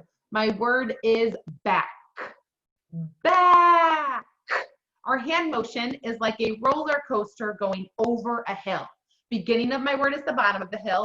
Middle of the word is the top of the hill. End of the word is the bottom of the hill. So the word back would be back. So was at the top of my hill. Now I can work with this. There's a couple of different ways. I can say the word all together, back. What was my vowel? Ah. Or I can say each sound in isolation. Listen, back. It has 3 sounds. B, ah, k. First sound, middle sound, final sound. This is an option for students who struggle to hear where that medial sound is. We can say each phoneme individually. We could also use a visual where my vowel would be read. My word is fun. What was my vowel sound? We can say, what did I hear when I said this sound? Fun. This sound was in there. Now, as we start to get into short and long sounds in our primary curriculum, we ask students to distinguish, identify. When I said fun, was this the short or the long sound? You know, being able to say what this vowel was, is it the short or the long sound for that letter? Or thinking about those more advanced vowel sounds. My word is park. Park. What's my vowel sound? R, that R controlled sound. In our primary curriculum, we have one other option for a hand motion for medial sounds, and it's called punch it up with 2 arms. Final sounds was 1. We can use 2 to say my word is north. Or. Now you can use this punch it up hand motion if you feel like it's easier than the roller coaster earlier in the lessons or as a kindergarten teacher if you'd like. But the hand motion is really just meant to help students identify that medial or vowel sound in a word. As you talk about this skill, feel free to use the word vowel. That's a much more commonly used word for students than the word medial, but saying our vowel is in the middle of this word I'm going to say, but listening for that vowel sound. The 5th skill we work with in each lesson is also a basic phonemic awareness skill, and it is the skill of segmentation or segmenting. As I mentioned earlier, segmenting is phonological analysis, taking something apart. We start with a whole and we take it apart into 2 words, into syllables, into onset rhyme, or as you can see, into individual phonemes or sounds. We work from phonological to phonemic awareness, just like we saw for blending. It goes hand in hand with segmenting. So when we segment a compound word, we say the whole word first as the teacher. We say to them, flashlight. Say the word for me, flashlight. Take it apart, flash, light. Or everyone say downstairs. Repeat that word for me, downstairs. Take it apart, downstairs. We work with segmenting a compound word into 2 smaller words. In the same 4 weeks where we're blending words, we're going to segment words. In the same 2 weeks in primary, 4 weeks in pre-K and kindergarten. In that same week 5 or week 3, we're going to segment a word into syllables. I would say to the students in your class, listen, my word is super. Say the word super. Tell me the syllables you hear. Super. We can even bring in a scaffold of support to say, tell me the 2 syllables you hear. Giving them that support or scaffold to say, you're going to break it into 2 parts. Or my word is fantastic. Tell me the 3 syllables we hear in fantastic. And they would say fantastic. And I've worked with a lot of teachers, and one of the recommendations a teacher had for me for counting syllables was that with each chop, her students would show 1, 2, 3. So my word is volunteer. Let's chop volunteer. Volunteer. And they'd be able to say 3 syllables, in volunteer. So helping them to know that the number of chops matches how many syllables or chunks we hear, in that word. In weeks 9 through 12 or 5 through 7, we segment a word into onset and rhyme. Onset is the first sound in a word. The rhyme, R-A-M-E, are all the letters after the first vowel. So we'd say to our students, my word is king. Say the word king. Tell me the onset and the rhyme. Ing. We can always model this for our students. We can use the first word or the first couple of words to show them what it sounds like. Say to them, listen, my word is shop. Say the word shop. What's the onset? Sh, up, onset and rhyme. And so we work with this very last level of phonological awareness before we ask students to segment a word into individual sounds. We say to our students, listen, my word is run. Say the word run. Tell me the sounds you hear. We hear 3 individual sounds. Now again, we can scaffold support by saying then tell me the 3 sounds you hear, helping them to know I'm going to break this word or segment this word into 3 individual phonemes. Try this one. My word is dig. Say the word dig.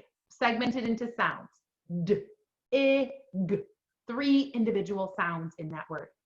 When we start to get into those words with consonant blends, L blends, R blends, S blends, those blends come apart into 2 individual sounds.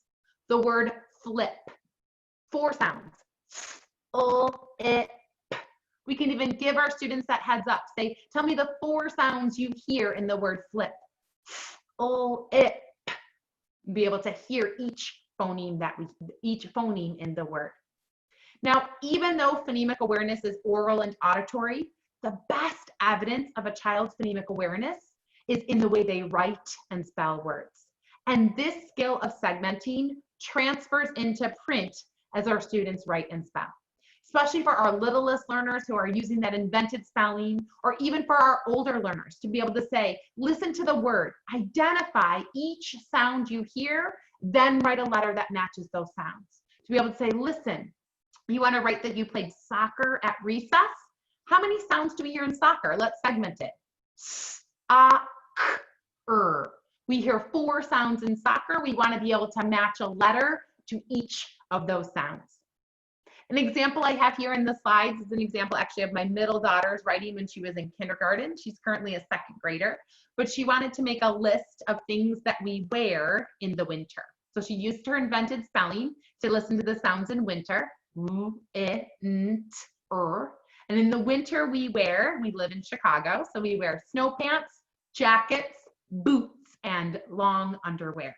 And we want to see this transfer from a child's understanding of sounds into print, as they do something like this, as they write and as they spell. So even though all of our phonemic awareness lessons are oral and auditory, this evidence can come through of their understanding of sounds. What letters are they matching to these sounds? Are they hearing the right sounds in a word? Do they have the right letter to match that sound that they hear? And so as we start to work with it, looking at their writing, we can actually see their thinking. We can see this evidence of their phonemic awareness just by how they write and spell. Any questions on those first 5 phonemic awareness skills and tasks? Our final 3 phonemic awareness skills that are part of our lessons are phoneme manipulation. We add, we delete, and we substitute. Just like we saw that phonological awareness continuum for the skills of blending and segmenting, we see this for adding, deleting, and substituting as well. We add words, we add syllables, and then we add sounds. There is a hand motion written in for this, where each of our hands represents our words. So we could say to our students, I'm going to add a word, to make a compound word.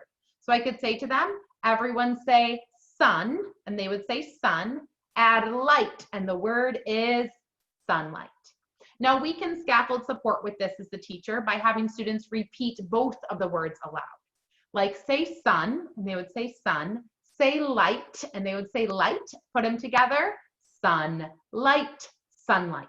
We can always bring in another layer of support for students who maybe can't remember, how to put the 2 words together, who just need that additional support. As teachers, my right hand is sun, my left hand is light, so my students see this left to right progression, but it might feel a little bit backwards to you. Another option, if you don't want to use your hands, would be to use, like we mentioned, felt squares or tiles to represent your words. To say to your students, listen, my word is pop, and they could say pop, add corn, and the word is popcorn. These can just take the place of your hands if you're worried about that whole left to right piece, to say, here's pop, add corn, and the word is popcorn. When we add a syllable, it's the same hand motion. I could say to students, everyone say walk, and they would say walk. Add ing, and the word is walk. Ing, walking. I say this syllable as if it was a word. ING, I'd say ing. ER, I say or EST, I'd say est. Adding that as if it were a word to put it together. Like everyone say brave, and they would say brave. Add est, and the word is bravest.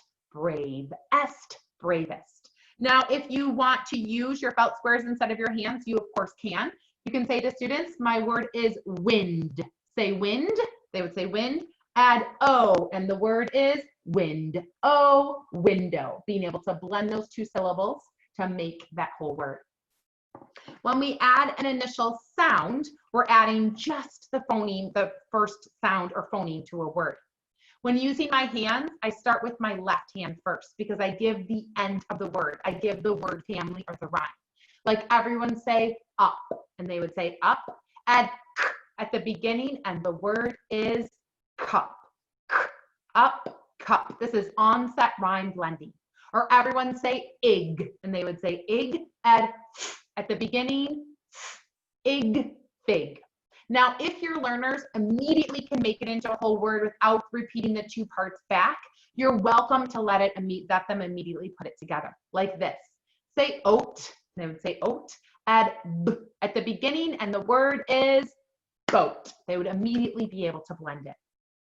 If you wanted to use your felt squares instead, you could have a larger square for your rhyme or your word family. You could add an initial sound with one of those squares just sliced in half so it's a little bit skinnier.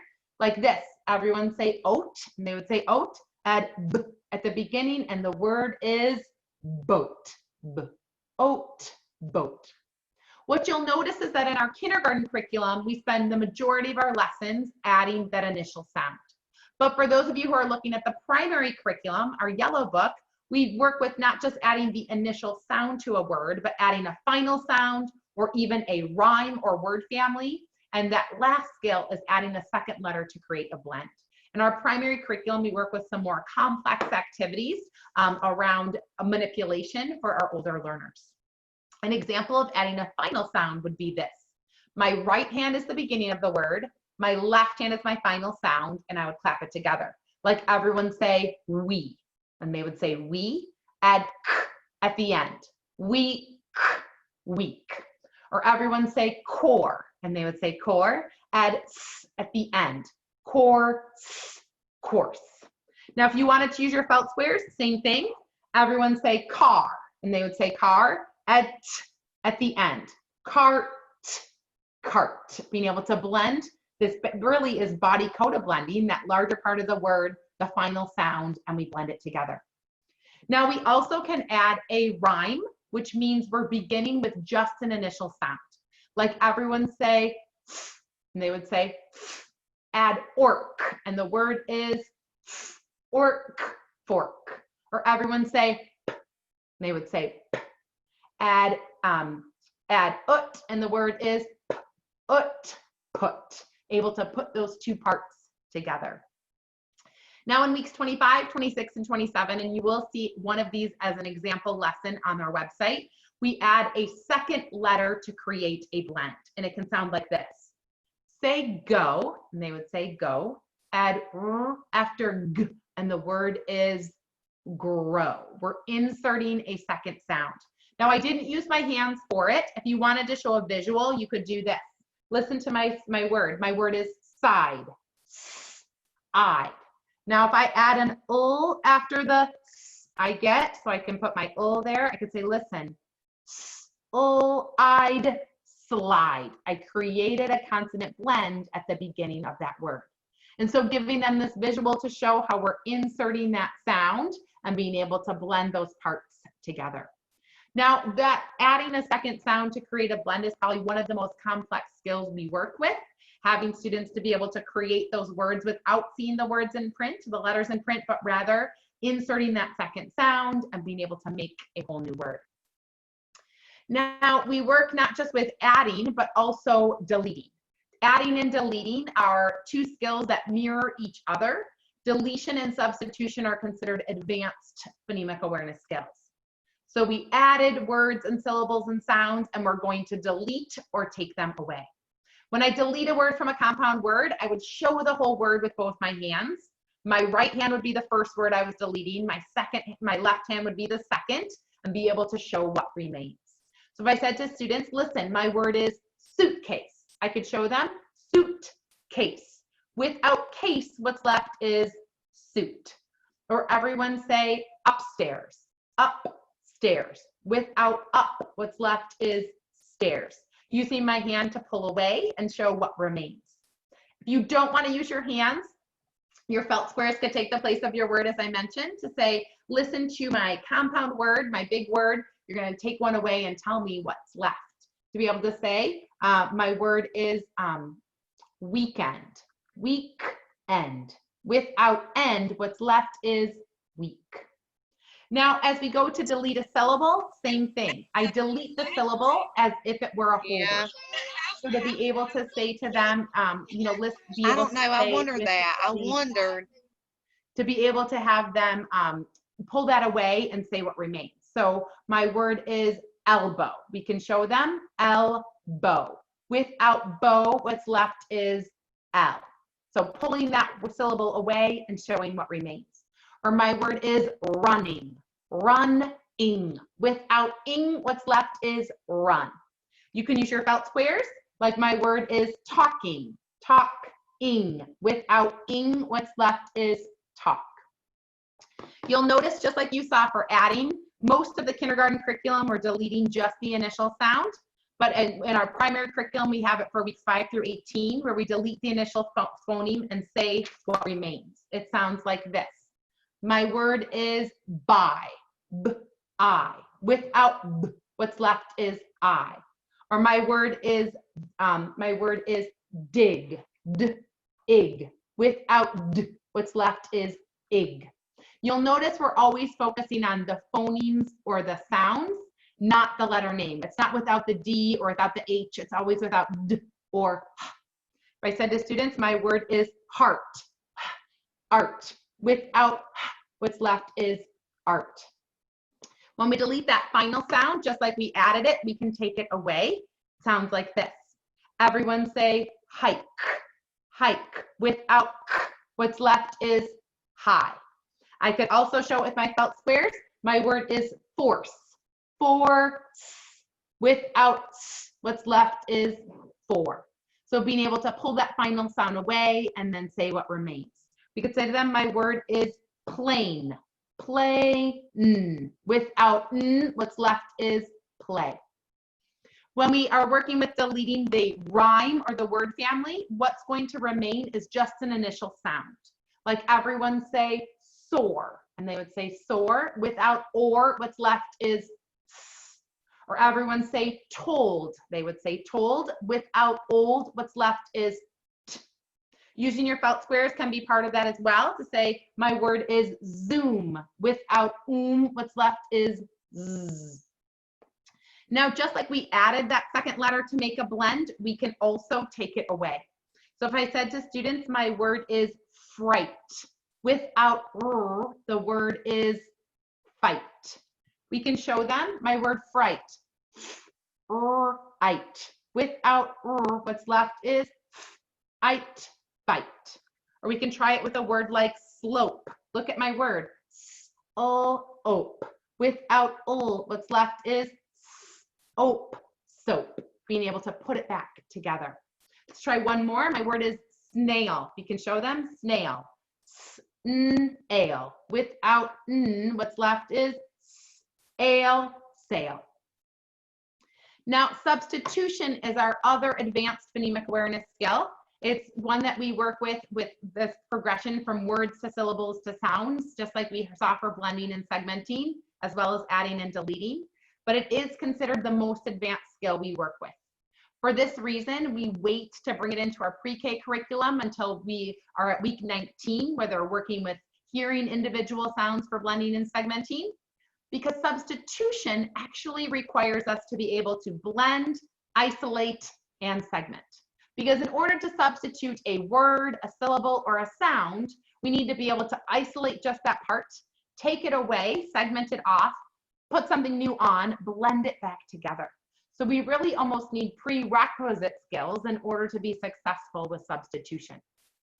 The hand motion you see for substituting are those two fists that you'll see that written in as well as in the hand motion video. My right fist is the first word, my left fist is the second word. Sounds like this.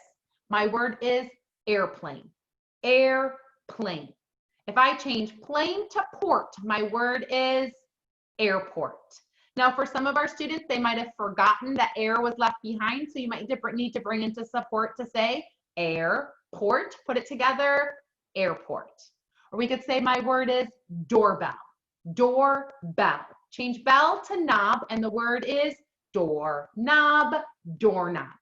Bringing in that scaffold of repeating the parts back is one of the ways we can support learners who struggle.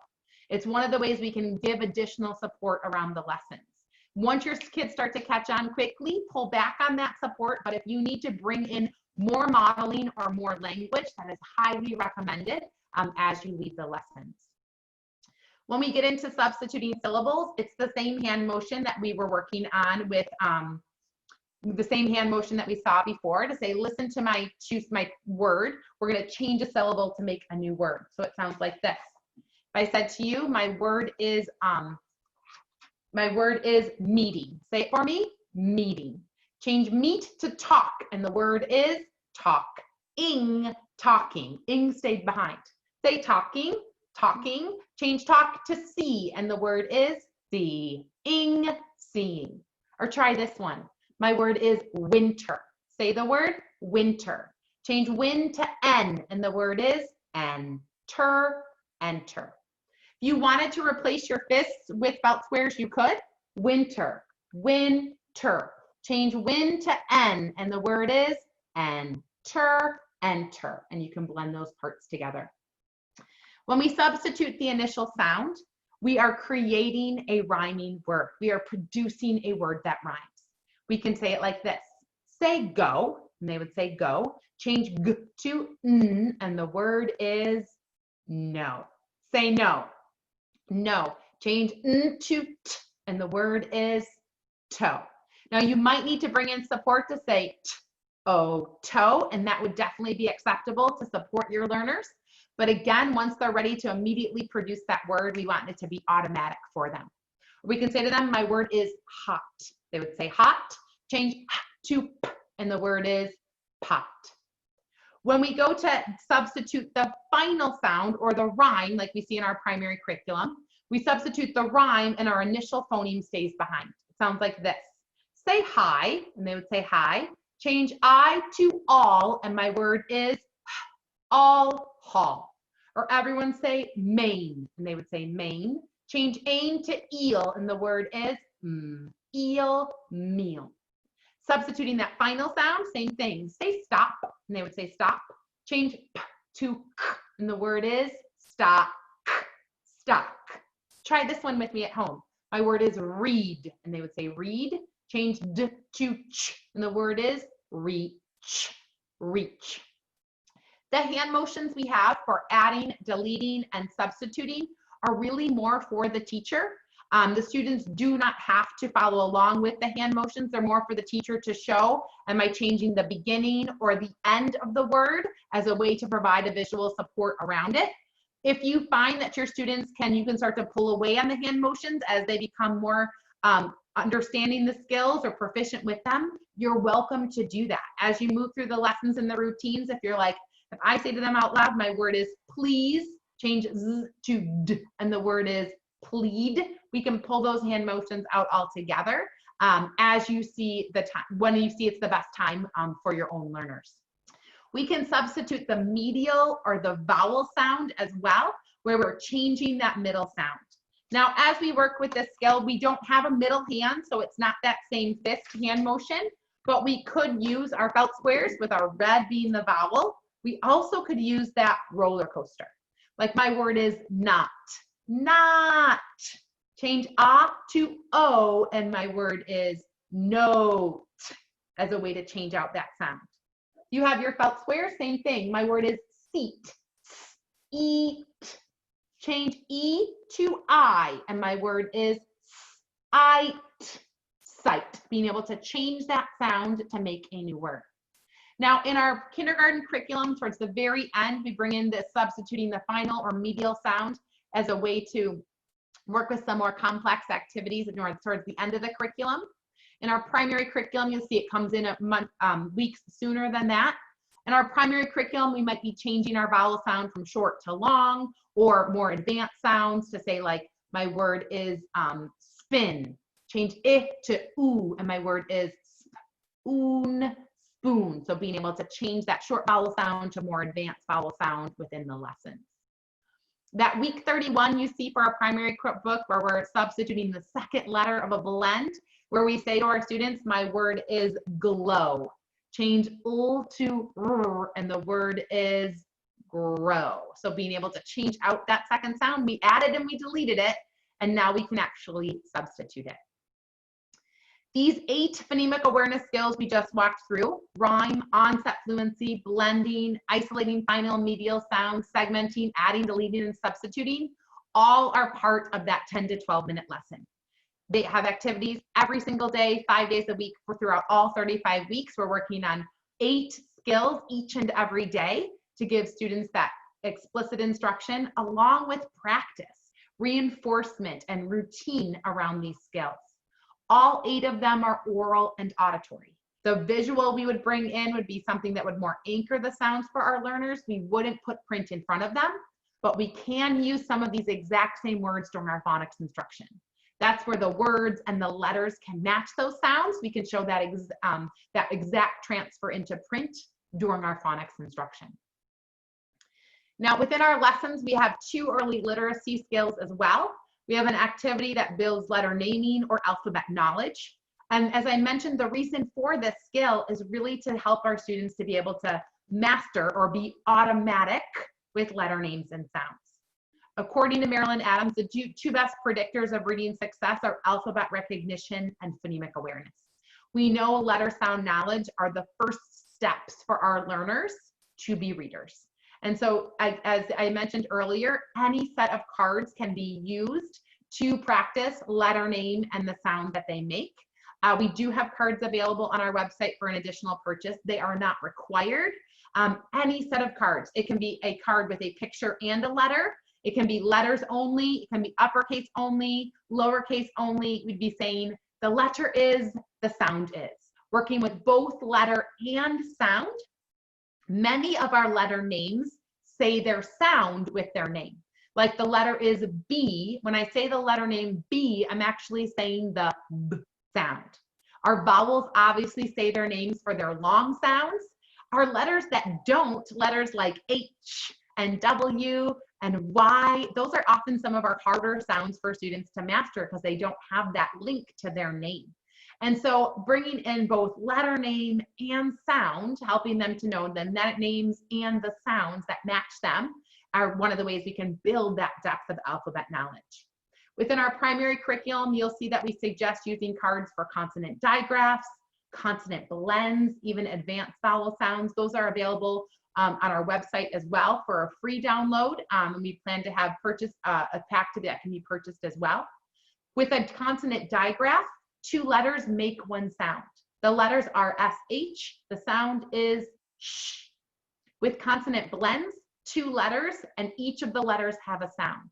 So the letters are CL, sounds R, cool, like in clap.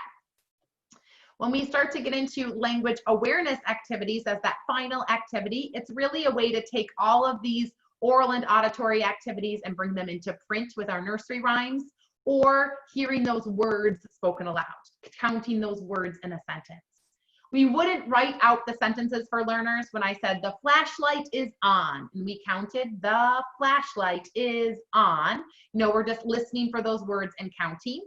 With our nursery rhymes, we can write those out. In the handout that you're receiving with the slides, there are additional printable resources for nursery rhymes.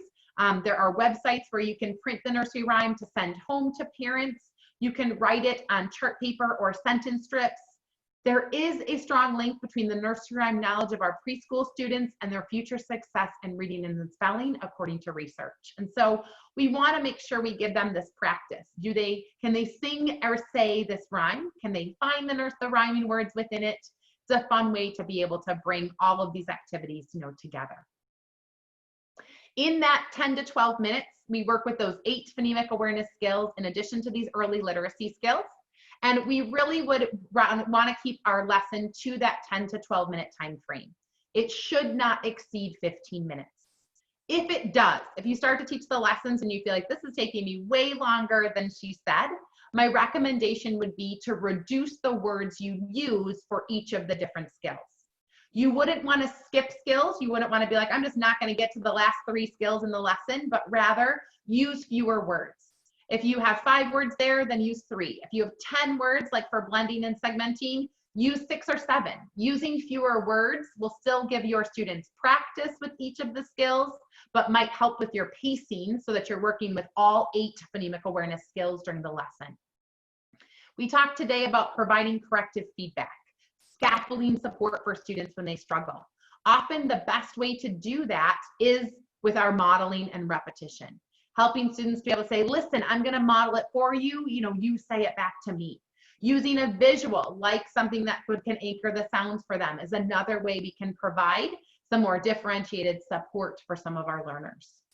We want to make sure our students are clipping the sounds for their letters. When they're saying those sounds in isolation, that they're clipping them to be nice and short. We're not saying ba, da, fa, but rather b, d, and f, nice and clipped and short.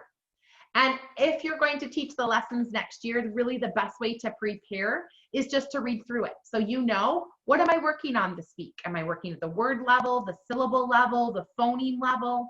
So giving yourself a chance to be familiar with the structure of the lesson, maybe practicing it a little bit. Are you going to be using your hands? Are you going to be using something more of a visual, just to prepare yourself to teach the lesson? As I mentioned earlier, we have some assessments available on our website. They are not required to teach the curriculum, but are available as a resource to monitor student progress. They match the curriculum in their sequence, how we move through the skills. The assessments do assess all 8 phonemic awareness skills. Again, they are not required, but like I said, can be used to really guide your instruction and implementation of the curriculum. We are planning to work this summer on shortening our assessments so they become a little bit more teacher-friendly to be used as screeners. At this time, they are a little bit time-consuming to administer because they're oral and auditory and they're individual. And so you'd be sitting with the learners and being able to say these words back and forth, so they can be time-consuming to administer to an entire class. And so we're trying to figure out a way to use possibly fewer words within the lesson to help it to be more of a screener for teachers who want to be able to administer it to more students. Because right now it takes around 10 to 15 minutes per child to work with the assessment. And so we're hoping to have that available for the new school year, but they are available on our website under that resources tab. A few professional resources that you'll see listed in the handouts are some printed materials from researchers like Sally Shaywitz around dyslexia, or David Kilpatrick's books, Essentials for Reading and Equipped for Reading Success, Louisa Moat's book, Speech to Print, as well as some really excellent podcasts that are available. APM Reports and Amplify Education and Educate podcasts are all committed to sharing information around the science of reading. I find a podcast is a really great way to learn something new, whether it's while you're driving or walking or working on something, just to give you a chance to learn about something new, especially things like the NAEP results and what we're learning around the science of reading. Like I mentioned, there's just a lot of really great information out there. On our social media pages, on Twitter and on Facebook, we often share things that we are reading and listening to. So if you are on social media and want to follow us, that's a great way to keep up with other ideas and things that we are working with or starting to learn from as well. Research has shown that explicit phonemic awareness instruction increases the reading and spelling achievement of our preschoolers, our primary grade children, and even our kids with learning disabilities. And as you move forward in looking into the curriculum, or if you already have it and you're going to use it in your classrooms, there are some additional resources that I mentioned that we have available, so that we have added over the last 9 weeks in response to COVID-19 and some of the remote learning situations that many of us as parents and teachers have found ourselves in.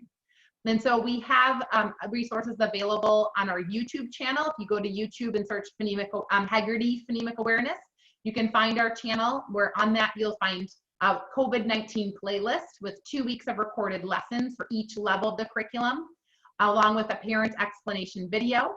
Our website, heggerty.org, has access to downloadable lesson plans for teachers or for parents to try at home. This is what our website looks like, and you'll see that Learn More button. You can go directly through our website to the videos as well, or under that Resources tab for some of those lesson plans. My information is included within the slides. I just want to thank you so much for participating today. I know our time together is almost up, but if you have additional questions, you want to add them to the chat, I'd be happy to answer them while the recording is still going. If you need to step off from the webinar, you're welcome to, but I just want to thank you so much for allowing me to share the Heggerty Phonemic Awareness Curriculum, and a little bit, hope you learned a little bit more about phonemic and phonological awareness during our time together today. I think Cheryl has one more thing to add as well. Hello, everyone. I just want to say on behalf of the Deal Center, thank you for joining us today, for taking this deep dive into the skill of phonemic awareness. Thank you to our wonderful presenter today, Ms. Elisa Van Hecten. This was a great session for guiding our learning today. As mentioned, you will receive a copy of today's session. So look for that to come to you in your email. And then please remember to join us for our next webinar on May 27th to learn about supporting early language and literacy development by partnering with parents. This will be especially important since we have our students at home now learning with their parents, and this will be a great way to support that process. Hope to see you there. Thank you, and bye-bye.